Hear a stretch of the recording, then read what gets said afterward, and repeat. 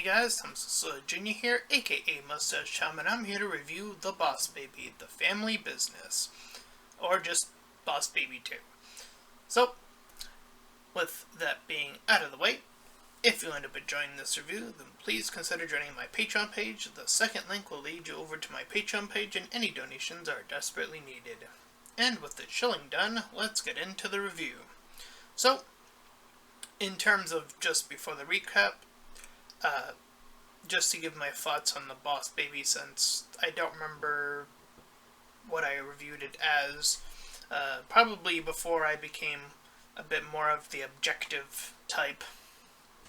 So I'm here to sort of re-emphasize or just give a mini recap of what I thought of the first movie and what I think of this movie. Now, I would say, in terms of rethinking about what I can remember from the first Boss Baby, is that the movie's okay, but in regards to DreamWorks, which is, the company that makes these movies, it's probably not their strongest potential for a series, but they're doing it, so it doesn't quite hit on the level of, say, Kung Fu Panda, which was an unexpected delight of a trinity, or How to Train Your Dragon, which was also a set of 3 movies and then a series and a bunch of other things. But this is the sequel for this movie, so let's get into it. And from what I can recall of the first movie, I thought it was okay. I don't particularly think I found it like a solid movie from what I can recall. Again, I thought it was okay. So, I went into The Boss Baby, the family business, with not high expectations. Anyway, let's get into the recap. So, in this movie, we jump ahead a few years, as we see Tim, the older brother we see in the first movie, now is an adult. He has a wife, 2 daughters, one whom is a new spy baby in the business named Tina. Their elder daughter is Tabitha, or Tabby as I'll call her for short sometimes, or whatever, and so on and so forth. And I'll refer to the other baby, the one on the right, just as the Boss Baby, even though I think his name is Ted. I forget. Anyways, if me recapping the first movie wasn't enough, don't worry, because this movie will do it for you. It even kind of mocks itself, saying the jokes aren't really that funny, which, again, I can recall that being true. So they acknowledged it in the sequel, so I find that this movie kind of actually follows that same sort of outlook in terms of the comedy, but we'll get to that in a bit. Anyways, as we sort of move on through the family, we see the wizard from the first movie sort of talking about being abandoned or whatever for many years. But as Tim is doing his usual sort of psychedelic travel through things, using his imagination, he hears a noise coming from the baby's room. So, this is where he learns that Tina is again in the family business, the new quote-unquote Boss Baby. However, she tricks him into saying various things and records it and proceeds to get the older brother there, Ted, aka the Boss Baby. So they're talking and arguing, and she sends them back to their previous forms using a sucking technique. So the Boss Baby becomes Boss Baby, and Tim becomes what he was in the first movie, a kid. Which, okay, I guess that's how that works. One becomes a baby and one becomes slightly older. So anyways, so she mentions how there's a new crisis, and that she wants the two of them to go together to solve this new problem, which deals with this particular school which has cropped up, and they want, again, she wants the both of them to work together. So, with the school being blamed, they mention how school in general is a pretty ridiculous place, and to a degree, to this movie's credit, I actually do agree with this concept, or at least there are definitely certain things that are probably still taught in school. I haven't been in school in a bit now, but I wouldn't be too surprised if a majority of schools still functioned the way that it did when I was in school, or at least in a normal set school. So, yeah, if people are still complaining about how schools function in a large mass, then yeah, it's gonna be something to definitely, critique.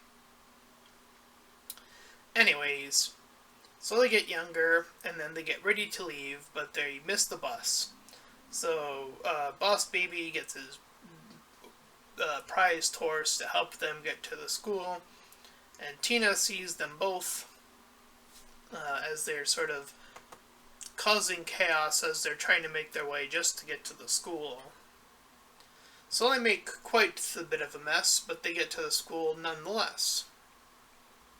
And they learn that all competition is healthy competition. Now, that is a direct stab at school. And again, if this movie is saying it, I'm assuming that school hasn't really changed all that much. This is something that was very true when I went to school, is that when you took classes and did tests, specifically, our schools in America were compared to tests across all the other states and all the other countries, and etc., etc., etc. And in that regard, that is probably what destroyed school, period. Like, yeah, a majority of schools function like how the school is, or, was for our past tense from when I went in school. Anyway, enough about the school. So, as we learn, as we see Tim looking at his older daughter, Tabitha, she seems to be the top student in her class, and there are some other bully-esque characters that are trying to always knock her down a peg. And he gets separated from Boss Baby, who gets like in a baby room, and through that he eventually gets his way out, and Tim gets in trouble, so he gets like locked up, while Boss Baby gets to get a little bit closer, talk to the principal, and we learn here that the principal is also a baby with his own vision of wanting to get rid of parents, and then we learn a little bit more later. But as Boss Baby is moving about, he's chased by some ninja babies, and then we see them learning code, which, I think that's a jab at China, or other areas within that area that used to do, the young people having to work on phones. So, yeah, Boss Baby, doing some stuff here. So, Anyway, so, Tim meets up with Tabitha. Now, he is the father and she is the daughter, but he is de-aged. Now, when I first saw that, I had the worst assumption about, like, what if she gets, like, a crush on him, or that would be super creepy. But they don't do that in this movie, so they have the wherewithal to avoid that nonsense. But the grandparents come over as Tim works his way back to his house, claiming to be more of a friend, using his glasses as a disguise, which works, ? But during their little sit-along, Tim teaches his daughter, while de-aged, how to play the guitar, and teaches her how to sing as well. Now this part is a little bit shortened for all intents and purposes. She's just sort of, after being told to be creative, suddenly just knows how to sing, which, when she sung before, it sounded pretty bad. And then he said, be creative and close your eyes and think of the notes, and then she was suddenly really good. I think that's probably definitely the weaker parts of the movie, because that's probably not how that works. If anything, they could have just changed this to be more of a montage of her singing and getting slowly better. Like, have the timing between, this whole competition be extended a little bit so we can get such a montage and actually see her progress and get better instead of just, oh, she's suddenly better. It kind of takes away from, getting better at things. So there's that. So anyways, one of the things that they say is just because you grow up doesn't mean you have to grow apart. This is one of their taglines of the movie. Anyway, so Tina is trying to, at this point, trying to maneuver around her new situation now that we're dealing with this.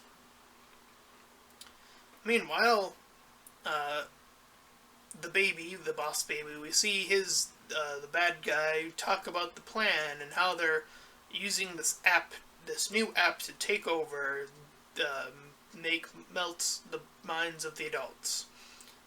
So, during the show, which is where this will take place, the kids are singing, and people are starting to record in the phones. It turns out that they're using the app that will get them transmogrified or zombified or whatever you want to call it, and the two brothers get captured and taken away. So, as the situation is getting worse and worse, Tabitha sings, and Tim allowed this to happen, even though the mark that they were running towards ended up being a trap anyways, but I digress. So the brothers get a moment to talk it out. They apologize to each other. Meanwhile, Tina, seeing everyone's being taken over, runs off on her own. Meanwhile, we catch up with Tabitha, who's in the background crying, seeing that no one was really paying attention, no one was applauding or anything, so she left. So Tina goes to support her and shows Tabitha that she can talk as a boss baby. So meanwhile, the main boss baby, or the first one anyways, calls his horse as they're about to be submerged in water. So the horse gets to them and they reduce some of the ninja babies that return for a secondary attack. So he gets to reunite. But they all come face to face with the bad guy. Tina and Tabitha also end up there, with the zombies slowly making their way in as well.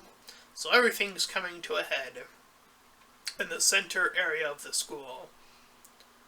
So Tabitha and Tina are two of the ones heading up, and they're going toward the control panel to turn off this mechanism. They eventually do so with some distracting,